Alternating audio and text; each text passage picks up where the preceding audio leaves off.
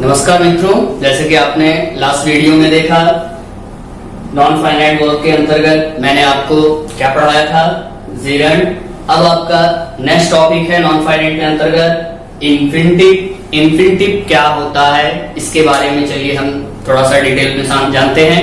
Okay, come to the point. सबसे पहले आइए जानते हैं इन्फिनिटिव। इन्फिनिटिव क्या है? इन्फिनिटिव वो होता है जो नाउन, एडजेक्टिव और एडवर्ब तीन रूपों में कार्य करता है। कितने रूपों में? नाउन, एडजेक्टिव और एडवर्ब के रूपों में। जैसा कि आप पार्ट ऑफ स्पीच में इन तीनों के हिंदी जानते ही होंगे।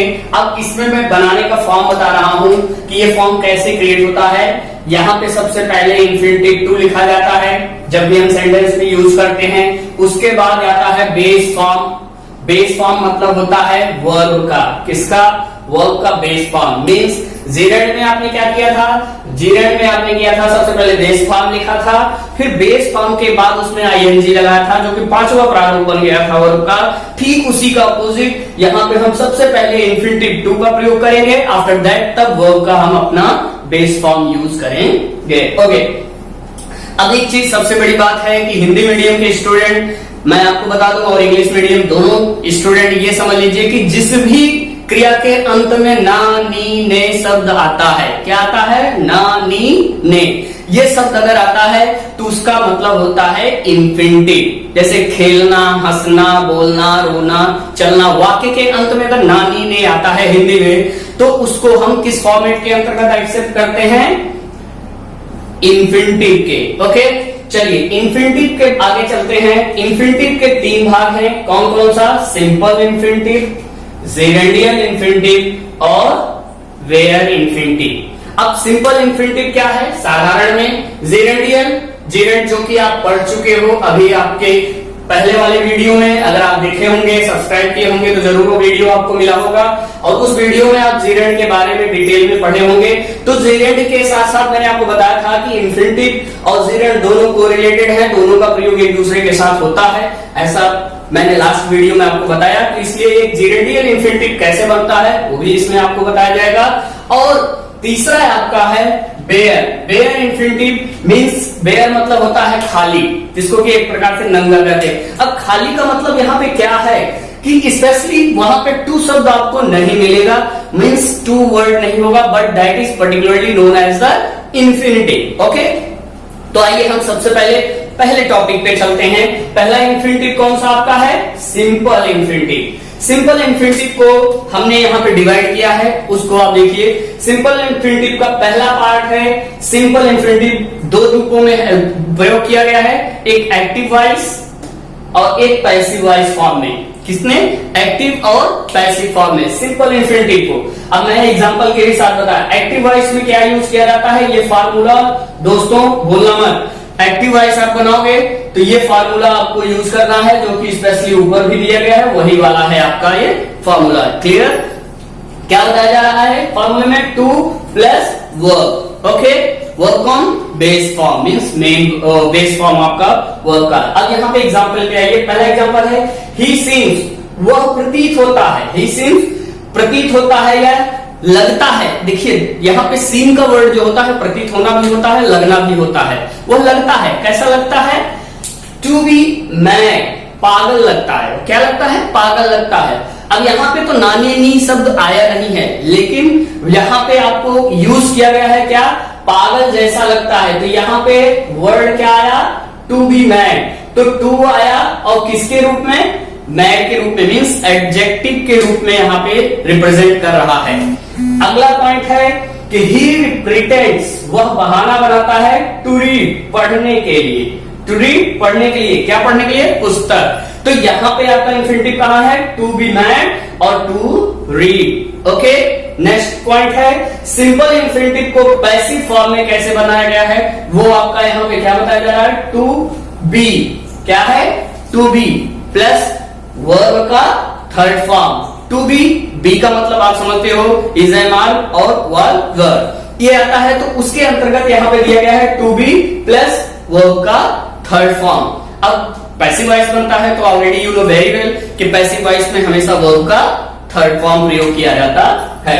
अब यहाँ पे क्या दिया है? ही सीम्स, वो प्रतीत होता है टू बी डिसअपॉइंटेड, निराश, वह निराशा, उसकी निराशा प्रतीत होती है या वह निराश प्रतीत होता है। तो यहाँ पे पैसिव वॉइस के रूप में क्या दिया गया है, टू बी का प्रयोग प्लस वर्ब का थर्ड फॉर्म। नेक्स्ट में he pretends to be tired, तो to be plus tired verb का थर्ड फॉर्म। क्लियरली, जैसे कि यहाँ पे आपने देखा वर्ब का फर्स्ट फॉर्म है टू रीड और यहाँ पे टू बी डिसअपॉइंटेड या टू बी टायर्ड, तो ये वर्ब का थर्ड फॉर्म, उसमें फर्स्ट फॉर्म उसमें थर्ड फॉर्म, मींस वो एक्टिव के रूप में और ये पैसिव के रूप में। ओके, अब दूसरा पॉइंट यहाँ पे सी तीसरे में आता है कि परफेक्ट इंफिनिटिव, मतलब ये प्रेजेंट सिंपल मतलब प्रेजेंट टेंस के रूप में था, अब ये पास्ट टेंस के रूप में होता है, मींस परफेक्ट के रूप में आ रहा है। क्या कह रहा है कि टू है प्लस वर्ब का थर्ड फॉर्म, क्या होता है, टू है प्लस वर्ब का थर्ड फॉर्म। इसका फॉर्मूला है जैसे ही सीम्स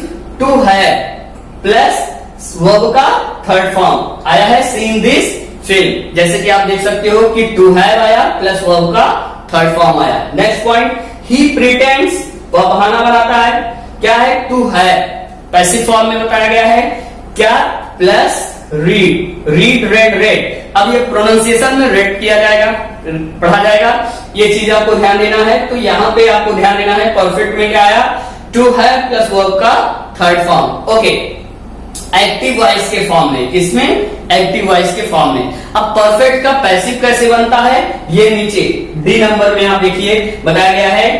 इसमें क्या फॉर्मूला है, टू है बी, क्या यूज किया गया है, टू है बी परफेक्ट, जैसे कि आपको सबको पता है कि has been, have been third मतलब परफेक्ट कंटिन्यूअस टेंस को उठा करके लाते हैं, प्रेजेंट परफेक्ट चेंज किसमें जाता है, परफेक्ट कंटिन्यूअस। तो उस वाले सिस्टम के अंतर्गत to have been plus verb का थर्ड फॉर्म प्रयोग किया गया है, किसमें, इंफिनिटिव बनाने में। जैसे एग्जांपल दिया गया है, he seems to have been, यहां पे क्या दिया गया है, to have been plus verb का थर्ड फॉर्म यहां पे क्या है, punish.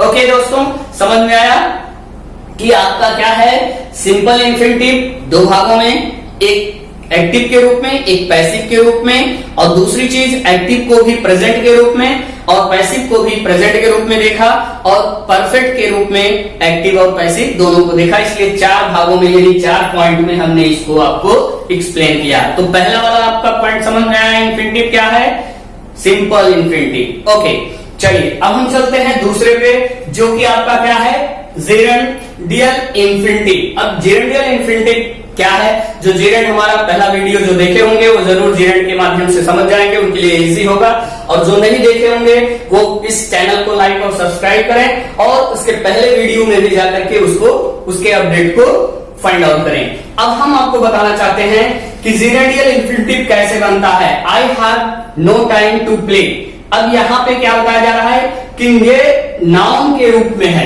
Qualifies a noun, means यहाँ पे जो इंफिनिटिव है वो आईएनजी आप मत ढूंढिए, यहाँ पे आईएनजी आपको नहीं है, बट ये प्ले जो है वो क्या बन गया है, सब मतलब नाउन के रूप में प्रयोग किया गया है, जिसकी वजह से ये नाउन की विशेष मतलब प्रयोग किया जा रहा है। कहने का मतलब यहाँ पे टू प्ले जो है वो ऑलरेडी डिफाइन कर रहा है आई को, मीन्स नाउन को डिफाइन कर रहा है। दूसरा कह रहा है, दूसरे पॉइंट में, he gave me a chair, उसने मुझे क्या दिया, एक कुर्सी दिया, टू सिट, बैठने के लिए। अब यहाँ पे है क्वालिफाइज नाउन, यानी टू सिट बैठा जा रहा है, और वो स्पेशली किसके लिए आया है, ही, और मी के लिए। यहाँ पे मी को डिफाइन कर रहा है कि बैठ रहा है कोई, मी बैठ रहा है, और ही के द्वारा उसको प्रोवाइड किया जा रहा है चेयर। कहने का मतलब यहाँ पे भी क्वालिफाइज ऑफ नाउन के रूप में इंफिनिटिव का प्रयोग किया गया है। नेक्स्ट पॉइंट है थर्ड में दिया है, ही केम टू सी मी, वह आया, टू सी मी, देखने के लिए, किसको, मुझे। अब यहाँ पे क्या है, उसका आना ही उसका मेन है, इसलिए यहाँ पे मॉडिफाइज एज ए वर्ब, ये टू आपका जो है वो एज ए वर्ब के रूप में एक्सेप्ट किया जा रहा है, मीन्स ये टू इंफिनिटिव जो है, टू सी, ये दोनों एक साथ स्पेशली जोड़ रहे हैं वर्ब को, और सी मतलब देखना भी एक क्रिया होती है, अंडरस्टूड। इसके बाद आता है fourth number, this mango is sweet to eat, this mango, यह आम क्या है, मीठा है। कैसा, किसमें मीठा है, टू ईट, खाने में मीठा है। अब यहाँ पे क्या है, क्वालिफाइज एंड एडजेक्टिव, यहाँ पे विशेषण के रूप में प्रयोग किया गया है। क्या? To eat. ईट तो आपका वर्ब है, पर ये स्पेशली किसको रिप्रेजेंट कर रहा है? स्वीट को। स्वीट क्या है? मीठा। मीठा क्या है? एडजेक्टिव है। तो आपने जेरेंडियल वाले फॉर्म को देखा कि हमने उसमें बताया कि क्वालिफाइड नाउन के रूप में, मॉडिफाइड वर्ब के रूप में और क्वालिफाइड और एन एडजेक्टिव के रूप में इंफिनिटिव का प्रयोग किया गया है। ओके, अब हम आपको लेके चलते हैं थर्ड पॉइंट। आपका है बेयर इंफिनिटिव, जिसमें इंफिनिटिव का प्रयोग नहीं किया गया है। उसके मैं पॉइंट्स आपको यहाँ पे फर्स्ट, सेकंड, थर्ड में लिख दिया हूं। ये आपको जरूर रिमाइंड करना है, देखना है कि ये जितने वर्ड्स मैं यहाँ पे अंडरलाइन कर रहा हूं, इन सारे वर्ड्स को स्पेशली में आप रीड करिए और इन सारे वर्ड्स के साथ टू का प्रयोग नहीं किया जाता है, इसलिए इसको बेयर इंफिनिटिव कहा जाता है। अब यहाँ पे क्या आ जाइए, ऑट को छोड़कर सभी मॉडल ऑक्सिलरी वर्ब जितने भी होते हैं, shall, should, can, could, may, might etcetera, जितने भी आपके मॉडल ऑक्सिलरी वर्ब आते हैं, उन सब मॉडल ऑक्सिलरीज के साथ टू का प्रयोग होता है। बट अगर ये आपका मॉडल ऑक्सिलरी आ गया ऑट, तो टू उसके बाद आता है। ऑट टू होता है, टू ऑट नहीं होता है। तो यहाँ पे इंफिनिटिव के रूप में उसका प्रयोग नहीं किया जाता है। थर्ड पॉइंट आपका है, यहाँ पे थर्ड पॉइंट में क्या बता रहा है कि ये कुछ पॉइंट्स हैं, इनके भी साथ जो है टू का प्रयोग नहीं किया जाता है और ये वेयर इंफिनिटिव के रूप में जाने जाते हैं। यहाँ पे टू नहीं है, बस उसका प्रयोग किया जाता है। क्लियर? जैसे हैड बेटर, हैड रेदर और would rather, rather than, do nothing but, do anything but, do everything but, ये सारे वर्ड्स जब यूजेस होते हैं है वो किसमें? इंफिनिटिव में, but there is no use of the to. Okay, यहाँ पे कुछ एग्जांपल्स भी दिए गए हैं, जैसे कि ये इंफिनिटिव के ही तौर पे है, पर वहां पे टू का प्रयोग नहीं किया गया है। जैसे फर्स्ट नंबर पे ए में देखिए, I beg him keep quiet. अब यहाँ पे क्या दिया गया है? बेग के साथ। ठीक, ये कुछ एग्जांपल्स जो आपको दिए गए हैं, इन सब के साथ जो है स्पेशली टू का प्रयोग नहीं किया गया है। नेक्स्ट है ही मेड मी लाफ और आई सा him come, he might help you, he would rather die then bag. तो ये एग्जांपल्स आप इन तीनों पॉइंट्स को मिला करके बताया गया है। इन तीनों पॉइंट्स में इनको आपको समझिए। तो फ्रेंड्स, आशा करता हूं कि आपको जरूर ये इंफिनिटिव समझ में आया होगा। इंफिनिटिव एक राउंड में देखिए क्या बताया गया कि इंफिनिटिव आपके तीन हैं, सिंपल इंफिनिटिव और gerundial infinitive, bare infinitive. Simple infinitive को दो रूपों में, एक्टिव और पैसिव वॉइस के रूपों में, प्रेजेंट और पास्ट के रूप में, परफेक्ट के रूप में हमने देखा। और उसके बाद जेरेड को हमने देखा कि वो क्वालिफाइज नाउन करता है, क्वालिफाइज एडजेक्टिव करता है और किसको? Qualifies of the verb. ये तीनों को मॉडिफाई करता है और क्वालिफाई करता है। और लास्ट में बेयर इंफिनिटिव भी आपको बताया गया है थर्ड पॉइंट के अंतर्गत। ये सारे वर्ड्स अलग होते हैं जिनके साथ इंफिनिटिव में टू का प्रयोग नहीं किया जाता है, बट जनरली वो इंफिनिटिव के अंतर्गत आते हैं। और नेक्स्ट वीडियो में मैं आप सबके लिए अगला आपका टॉपिक लेके आने वाला हूं, पार्टिसिपल, जो कि 12th स्टैंडर्ड के लिए मोस्ट इंपॉर्टेंट है और हायर एजुकेशन के लिए भी मोस्ट इंपॉर्टेंट है। और कॉम्पिटिटिव एग्जाम में इन तीनों से मिलजुड़ा हुआ क्वेश्चन जरूर आता है। अगर आपको कॉम्पिटिटिव एग्जाम्स में रीड करना है या ग्रामर को परफेक्टली अंडरस्टूड करना है, तो चैनल को लाइक, सब्सक्राइब और शेयर जरूर करिएगा अपने फ्रेंड्स में। और नेक्स्ट वीडियो में हम मिलते हैं पार्टिसिपल के साथ। धन्यवाद।